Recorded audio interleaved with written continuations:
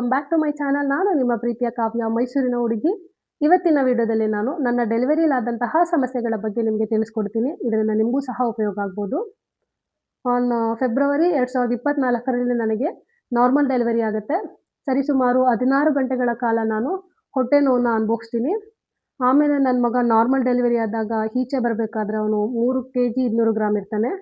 ತುಂಬ ಪ್ರೆಷರಲ್ಲಿ ಈಚೆ ಬಂದಾಗ ಬ್ರೈನ್ ಡ್ಯಾಮೇಜ್ ಆಗುತ್ತೆ. ಮತ್ತೆ ಹೊರಗಡೆ ಬರ್ತಿದ್ದಂಗೆನೆ ಅವನು ಉಸಿರಾಟದ ತೊಂದರೆ ತುಂಬ ಹೆದರಿಸ್ತಾನೆ. ಅವನಿಗೆ ಆಕ್ಸಿಜನ್ ಕೊಟ್ಟು ಅವನ್ನ NICU ಕರ್ಕೊಂಡು ಹೋಗ್ತಾರೆ. NICUನಲ್ಲೂ ಸಹ ನನ್ನ ಮಗ ಜೋರಾಗಿ ಅಳಲ್ಲ. ಸತತ 1 ತಿಂಗಳು ಅವನು ಅಲ್ಲೇ ಇರ್ತಾನೆ, 28 ದಿನ. ಅವನು ಅಲ್ಲೂ ಸಹ ಅಳಲ್ಲ. ಆಮೇಲೆ ಅವನು ನನ್ನ ಕೈಗೆ ಸೇರ್ತಾನೆ. ಇದಿಷ್ಟು ನನಗೆ ನಾರ್ಮಲ್ ಡೆಲಿವರಿ ಆದಂತಹ ತೊಂದರೆ. ಸೊ ನಾನು ಈ ಮುಖಾಂತರ ನಿಮ್ಗೆ ಹೇಳೋದೇನೆಂದರೆ, ಯಾರ್ಯಾರು ಈಗ ಪ್ರೆಗ್ನೆಂಟ್ ಆಗಿದ್ದೀರಾ, ಅಟ್ಲೀಸ್ಟ್ ಅಂದರೆ 2ರಿಂದ 3 ಅವರು ನಿಮ್ಮ ಹೊಟ್ಟೆ ನೋವನ್ನ ಅನುಭವಿಸಿ. ಅದಕ್ಕಿಂತ ಜಾಸ್ತಿ ಆದರೆ ಸಿ ಸೆಕ್ಷನ್ ಮಾಡ್ಕೊಳ್ಳಿ. ತುಂಬ ಜನ ಮೈಂಡ್ಸೆಟ್ಟಲ್ಲಿ ಸಿ ಸೆಕ್ಷನ್ ಮಾಡಿಸ್ಕೊಳ್ಳೋದ್ರಿಂದ ನಮ್ಮ ಬ್ಯಾಕ್ ಪೇಯ್ನ್ ಬರುತ್ತೆ ಅಂತೀರಾ. ಈಗ ನೀವು ಬ್ಯಾಕ್ ಪೇಯ್ನ ತಡ್ಕೋಬೋದು. ನನ್ನನ್ನು ನೋಡಿ, ನಾನು ಈಗ ನನ್ನ ಮಗುಗೆ ಏನೇನು ಥೆರಪಿ ಮಾಡ್ತಿದ್ದೀನಿ, ತುಂಬ ಕಷ್ಟ ಇರುತ್ತದು. ನಮ್ಮ ಕಣ್ಣೆದುರುಗಡೆ ನಮ್ಮ ಮಗು ಅಳೋದು, ಡೈಲಿ ಒಂದೊಂದು ಸ್ಟ್ರಗಲ್ ಮಾಡ್ತಾ ಅವ್ನ ಬೆಳವಣಿಗೆ ಆಗುತ್ತಲ್ಲ, ಅದು ತುಂಬ ಕಷ್ಟ ಇರುತ್ತೆ. ಸೊ ಬೆಟರು 2ರಿಂದ 3 ಅವರು ನೀವು ಪೇಯ್ನ್ ತಡ್ಕೊಳ್ಳಿ. ನಾರ್ಮಲ್ಲೇ ಬೇಕು ಅಂದರೆ, ಅದಕ್ಕೂ ಜಾಸ್ತಿ ಆಯಿತು ಅಂದರೆ ಸಿ ಸೆಕ್ಷನ್ ಮಾಡ್ಕೊಳ್ಳಿ. ಇಲ್ಲಾಂದರೆ ಏನಾಗುತ್ತೆ, ತುಂಬ ಡಿಲೇ ಆದಷ್ಟು ಮಗುನ ಒಳಗಡೆ ಕಚಡ ನೀರು ಕುಡಿಯುತ್ತೆ, ಸರಿಯಾಗಿ ಬ್ಲಡ್ ಸರ್ಕ್ಯುಲೇಷನ್ ಆಗಲ್ಲ, ಬ್ಲಾಕ್ ಆಗುತ್ತೆ, ಡ್ಯಾಮೇಜ್ ಆಗುತ್ತೆ ಈಚೆ ಬರಬೇಕಾದ್ರೆ. ನಿಮಗೂ ಸಹ ಪ್ರೆಷರ್ ಕೊಡೋಕ್ಕೆ ಶಕ್ತಿ ಇರಲ್ಲ. ಇದಿಷ್ಟು ತೊಂದರೆ ಅನುಭವಿಸ್ತೀರಾ. ಇದ್ಯಾವುದು ಬೇಡ. 2ರಿಂದ 3 ಅವರಿದ್ದು ನೀವು ಸಿ ಸೆಕ್ಷನ್ ಮಾಡ್ಕೊಳ್ಳಿ.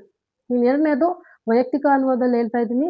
ಗೌರ್ಮೆಂಟ್ ಹಾಸ್ಪಿಟಲ್ ತೋರಿಸ್ತಿರೋರು 1-2 ಹಾಸ್ಪಿಟಲ್ ಎಕ್ಸ್ಟ್ರಾ ತೋರಿಸಿ. ನೈಟಲ್ಲಿ ಏನಾದ್ರು ನಿಮಗೆ ಡೆಲಿವರಿ ಪೇಯ್ನ್ ಬಂದರೆ, ಆಲ್ಮೋಸ್ಟ್ ಗೌರ್ಮೆಂಟ್ ಹಾಸ್ಪಿಟಲಲ್ಲಿ ನೈಟಲ್ಲಿ ಡಾಕ್ಟರ್ಸ್ ಇರಲ್ಲ. ಆ ಕಾರಣ ಇನ್ಯಾವುದೋ ಹಾಸ್ಪಿಟಲ್ಗೆ ನಾವು ಹೋದರೆ, ನಾವು ಮೊದಲಿಂದ ಬಂದಿಲ್ಲ, ನೀವು ಅಡ್ಮಿಟ್ ಮಾಡ್ಕೊಳ್ಳೋಕ್ಕೆ ಅಂತ ನಿರಾಕರಿಸ್ಬೋದು. ಹಾಗಾಗಿ 1-2 ಹಾಸ್ಪಿಟಲಿಗೆ ತೋರಿಸಿ. 3ನೇದು, ನೀವು ಊಟ ಡೆಲಿವರಿ ಸಮಯ ಹತ್ರ ಬರ್ತಿದ್ದಂಗೆನೆ ಡೈಜೆಷನ್ ಆಗುವಂತಹ ಊಟನ ತಗೊಳ್ಳಿ. ಕೆಲವರಿಗೆ ಅಂದರೆ ನನಗೆ ಪೇಯ್ನ್ ಸ್ಟಾರ್ಟ್ ಆದಾಗಲೇ ವಾಮಿಟಿಂಗ್ ಆಯಿತು.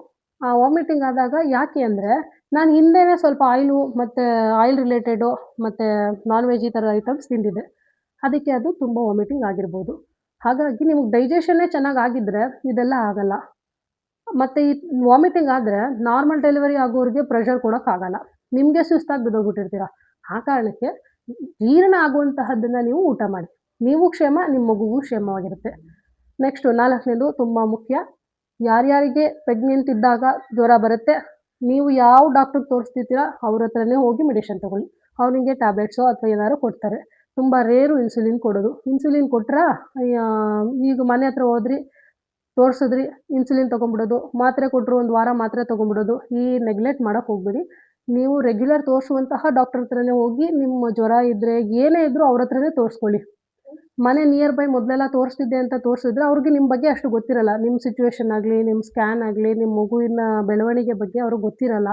ಹಾಗಾಗಿ ನೀವು ನಿಮ್ಮ ವೈದ್ಯರ ಹತ್ರನೇ ಹೋಗಿ ಅಂತ ಹೇಳೋಕ್ಕೆ ಇಷ್ಟಪಡ್ತೀನಿ. ಇದಿಷ್ಟು ನಾನು ಅನುಭವಿಸಿದಂತಹ ತೊಂದರೆ. ನೀವು ಅನುಭವಿಸಬಾರ್ದು ಅಂತ ಈ 2 ಮಾತನ್ನ ನಾನು ನಿಮ್ಗೆ ಹೇಳಿದೆ. ಮುಂದಿನ ವಿಡಿಯೋದಲ್ಲಿ, ಈಗ ನನ್ನ ಮಗ 1 ವರ್ಷದ 8 ತಿಂಗಳು ರನ್ನಿಂಗಲ್ಲಿದೆ. ಅವನು ಇಷ್ಟು ದಿನ ಏನೇನು ಸಮಸ್ಯೆನ ಫೇಸ್ ಮಾಡ್ದ, ಮತ್ತು ಈಗ ಅವನು ಹೇಗಿದ್ದಾನೆ ಅನ್ನೋದ್ರ ಬಗ್ಗೆ ವಿಡಿಯೋ ಮಾಡ್ತೀನಿ. ನೀವೆಲ್ಲ ವಿಡಿಯೋ ನೋಡ್ತಾ ಇದ್ದೀರಾ, ದಯವಿಟ್ಟು ಸಬ್ಸ್ಕ್ರೈಬ್ ಮಾಡಿ, ಶೇರ್ ಮಾಡಿ, ಬೆಲ್ ಐಕಾನ್ ಮೇಲೆ ಕ್ಲಿಕ್ ಮಾಡಿ, ಏನಾದರೂ ಇದ್ದರೆ ಕಮೆಂಟ್ ಮಾಡಿ ಅಂತ ಕೇಳ್ಕೊತಾ ಇವತ್ತಿನ 2 ಮಾತನ್ನ ಮುಗಿಸ್ತೀನಿ. ಧನ್ಯವಾದಗಳು.